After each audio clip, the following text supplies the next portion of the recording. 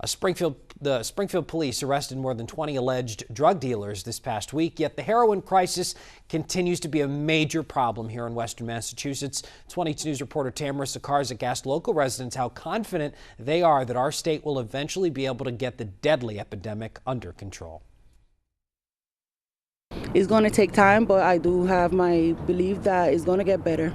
Conquering the heroin crisis in western Massachusetts has been no easy task, but many people are still hopeful we'll eventually get there. I think everybody hopes it'll eventually go away. It's going to be a long, tough battle.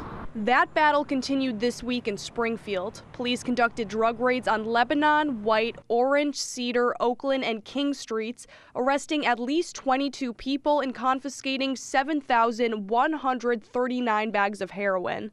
Despite all of the recent arrests, some residents aren't convinced that we're doing enough to stop the heroin crisis. One man we spoke to said he'd want to find out how long it takes for these dealers to get out of jail and get back on the streets. The Springfield Police Department works so hard getting all these drugs off the street and arresting all these criminals. But however, we don't know what the follow-up is. I'm a landlord in Springfield. I see it on a regular basis. What happens to all these drug dealers? Are they sentenced for a long period of time? Are they let out? Others argue that focusing on the dealers will never be enough to stop the deadly epidemic. It's not just about the drug dealers.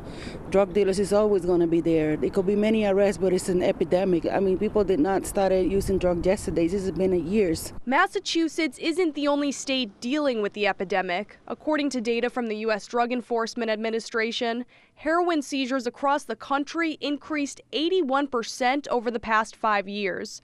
In Springfield, Tamara Sakarczyk, 22 News.